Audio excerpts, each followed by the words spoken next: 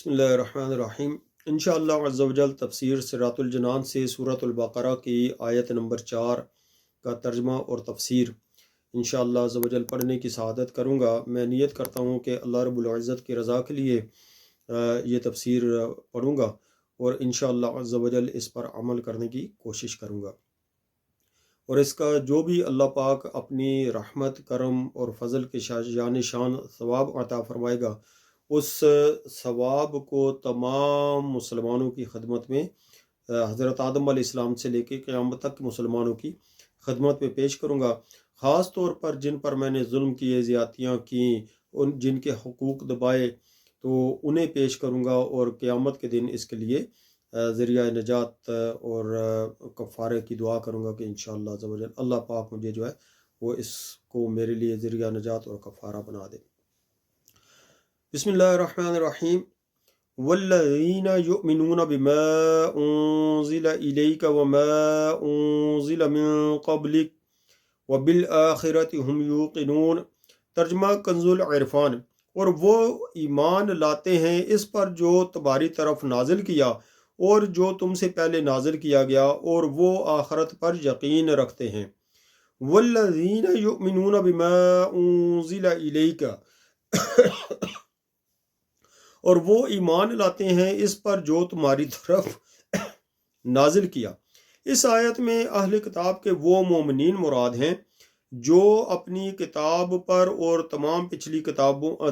پچھلی آسمانی کتابوں پر اور انبیاء علیہم الصلاۃ والسلام پر نازل ہونے والی وحیوں پر ایمان لائے اور قرآن پاک پر بھی ایمان لائے۔ اس آیت میں ما انزل الیک سے تمام قرآن پاک اور پوری شریعت مراد ہے۔ اللہ تعالیٰ کی کتابوں وغیرہ پر ایمان لانے کا شرعی حکم۔ یاد رکھیں کہ جس طرح قرآن پاک پر ایمان لانا ہر مکلف پر فرض ہے، اسی طرح پہلی کتابوں پر ایمان لانا بھی ضروری ہے جو گزشتہ انبیاء کرام علیہم الصلاۃ والسلام پر نازل ہوئیں۔ البتہ ان کے جو احکام ہماری شریعت میں منسوخ ہو گئے ان پر عمل درست نہیں، مگر پھر بھی ایمان ضروری ہے۔ مثلا پچھلی کئی شریعتوں میں بیت المقدس قبلہ تھا، لہٰذا اس پر ایمان لانا تو ہمارے لیے ضروری ہے، مگر عمل یعنی نماز میں بیت المقدس کی طرف منہ کرنا جائز نہیں، یہ حکم منسوخ ہو چکا۔ نیز یہ بھی یاد رکھیں کہ قرآن کریم سے پہلے جو کچھ اللہ تعالیٰ نے اپنے انبیاء کرام علیہ الصلاۃ والسلام پر نازل فرمایا، ان سب پر اجمالاً ایمان لانا فرض عین ہے، یعنی یہ اعتقاد رکھا جائے کہ اللہ تعالیٰ نے گزشتہ انبیاء علیہ الصلاۃ والسلام پر کتابیں نازل فرمائیں اور ان میں جو کچھ بیان فرمایا سب حق ہے۔ قرآن شریف پر یوں ایمان رکھنا فرض ہے کہ ہمارے پاس جو موجود ہے اس کا ایک ایک لفظ اللہ تعالیٰ کی طرف سے ہے اور برحق ہے۔ بقیہ تفصیلاً جاننا فرض کفایہ ہے، لہٰذا عوام پر اس کی تفصیلات کا علم حاصل کرنا فرض نہیں، جبکہ علماء موجود ہوں جنہوں نے یہ علم حاصل کر لیا ہو۔ وبالآخرۃ هم یوقنون، اور وہ آخرت پر ایمان رکھتے ہیں، یعنی متقی لوگ قیامت پر اور جو کچھ اس میں جزا و حساب وغیرہ ہے سب پر ایسا یقین رکھتے ہیں کہ اس میں انہیں ذرا بھی شک و شبہ نہیں۔ اس میں اس بات کی طرف بھی اشارہ ہے کہ یہودیوں اور عیسائیوں کا آخرت کے متعلق عقیدہ درست نہیں، کیونکہ ان میں سے ہر ایک کا یہ عقیدہ تھا کہ ان کے علاوہ کوئی جنت میں داخل نہیں ہوگا، جیسا کہ سورۃ البقرہ کی آیت نمبر 111 میں ہے۔ اور خصوصاً یہودیوں کا عقیدہ تھا کہ ہم اگر جہنم میں گئے تو چند دن کے لیے ہی جائیں گے، اس کے بعد سیدھے جنت میں، جیسا کہ سورۃ البقرہ کی آیت نمبر 80 میں ہے۔ اس طرح کے فاسد اور من گھڑت خیالات جب ذہن میں جم جاتے ہیں تو پھر ان کی اصلاح بہت مشکل ہوتی ہے۔ یہاں تک میرے پیارے بھائیوں سورۃ البقرہ کی آیت نمبر 4 کی تفسیر صراط الجنان سے تھی۔ تو ابھی میں اپنی زندگی کا کچھ جو ہے وہ مشاہدہ آپ کے ساتھ شیئر کرتا ہوں کہ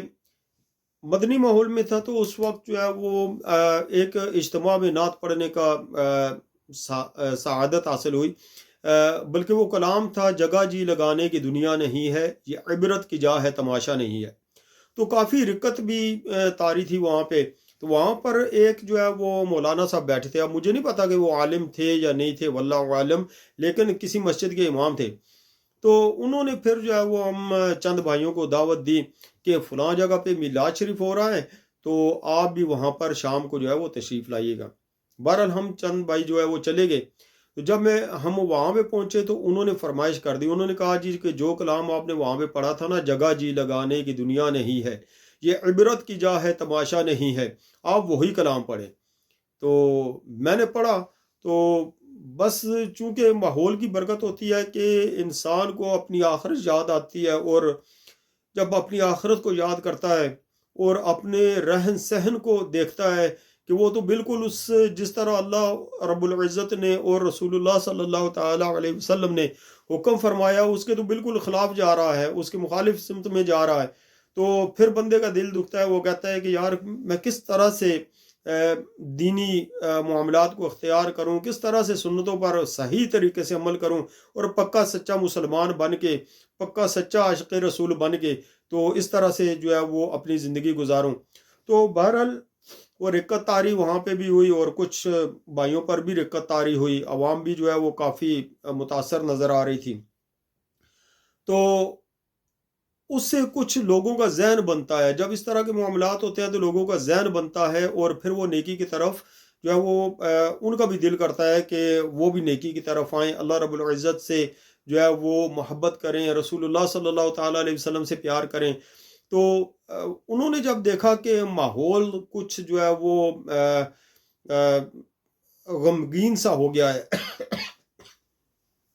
لوگ اصلاح کی بات جو ہے وہ قبول کرنے کے لیے تیار ہو گئے ہیں، تو انہوں نے بیان کرنا شروع کر دیا۔ اب بیان کیا، اور اس میں نبی کریم صلی اللہ تعالیٰ علیہ وسلم کی اپنی امت سے جو ان کی آقا صلی اللہ تعالیٰ علیہ وسلم کی محبت تھی اس کو بیان کیا، اور ان واقعات کو بیان کرنے کے بعد کہ ہمارے لیے نبی کریم صلی اللہ تعالیٰ علیہ وسلم روتے رہے، ہمارے لیے دعائیں کرتے رہے، ہمارے بخشش کرانے کے لیے آقا صلی اللہ تعالیٰ علیہ وسلم نے یہ کیا وہ کیا، بڑا لمبا چوڑا بیان کرنے کے بعد جو ہے وہ انہوں نے کہا کہ جس کا مفہوم کچھ اس طرح سے ہے کہ جو ہے وہ ہمارے لیے ہمارے آقا صلی اللہ تعالیٰ علیہ وسلم روتے رہے، انشاءاللہ بالکل فکر نہیں کریں، انشاءاللہ ہم جنت میں جائیں گے۔ تو میرے پیارے بھائیوں، ہمارے ذہن میں جو ہے وہ کچھ اس طرح سے میرے ذہن میں آیا کہ یار دیکھو کہ یہ تو عیسائیوں کا عقیدہ ہے، یہ تو یہودیوں کا عیسائیوں کا عقیدہ ہے کہ حضرت عیسیٰ علیہ السلام ہمارے لیے صلیب پہ چڑھ گئے ہیں، تو اب ہم جو ہے وہ جنت کے مالک ہیں، ہم جنت میں جائیں گے، ہم کچھ کریں یا نہ کریں۔ تو مسلمانوں کو عمل کی ترغیب دینی چاہیے، نہ کہ بے عملی کی ترغیب دینی چاہیے۔ یاد رکھیں کہ امام غزالی رحمۃ اللہ تعالیٰ علیہ نے جو ہے وہ فرمایا ہے کہ وہ فرماتے تھے کہ انہوں نے کتاب میں لکھا ہے کہ اس دور میں جو وقت جا رہا ہے اس کے اندر رحمت سے زیادہ عذاب کی آیات جو ہے، عذاب کے احکامات، احادیث، آیات بیان کرنے کی ضرورت ہے کہ عوام بے عملی کا شکار ہو چکی ہے، عوام کو ڈرانے کی ضرورت ہے۔ یہ نہ ہو کہ کبوتر کی طرح آنکھیں بند کر کے پڑے رہیں، اور پھر جب قیامت کے دن ان کی جب موت کا فرشتہ آئے ان کی ایک دم سے آنکھ کھلے اور پھر انہیں پتہ چلا ہو کہ ہم تو دھوکے کی زندگی گزار رہے تھے، ہم تو گناہوں بری زندگی گزار رہے تھے، ہم تو اللہ رب العزت کی نافرمانیاں کرتے ہوئے زندگی گزار رہے تھے۔ تو ہمارا عقیدہ عیسائیوں کی طرح عقیدہ نہیں ہے کہ ہمارے آقا صلی اللہ تعالیٰ علیہ وسلم ہمارے لیے رو رو کر چلے گئے، اب ہم جو کچھ گلچھرے اڑاتے رہیں، گناہوں میں مگر رہیں، اور پھر جو ہے وہ ہمارے لیے جب ہم مریں گے تو فرشتے ہمارے سامنے جو ہے وہ تختوں میں جنتی حلے لے کر آئیں گے اور کہیں گے کہ حضرت تشریف لائیے، جنت آپ کا انتظار کر رہی ہے۔ ہمارے اعمال سراسر جہنمیوں والے، اور پھر جو ہے وہ ہم جنت کی امید لگا کے بیٹھے رہیں، اللہ رسول کی اطاعت و فرما برداری ہم نہ کریں، اور پھر ہم جنت کی امید لگا کے بیٹھے رہیں، ہم آقا صلی اللہ تعالیٰ علیہ وسلم کی سنتوں کا دن رات خون کرتے رہیں، آقا صلی اللہ تعالیٰ علیہ وسلم کو تکلیف پہنچاتے رہیں اور کہیں کہ ہم جنتی ہیں۔ تو ایسے عقیدے نہیں رکھنے چاہیے۔ تو اللہ تعالیٰ مجھے اور آپ کو صحیح مسلمان بن کے صحیح اسلامی شریعت پر عمل کرنے کی توفیق عطا فرمائے، اور اپنے آقا صلی اللہ تعالیٰ علیہ وسلم، ہمارے آقا صلی اللہ تعالیٰ علیہ وسلم پر جو ہے وہ درود پاک بھیجنے، سچی محبت کرنے، ان کی سنتوں پر عمل کرنے کی توفیق عطا فرمائے۔ آمین بجاہ النبی الامین صلی اللہ تعالیٰ علیہ وآلہ وسلم۔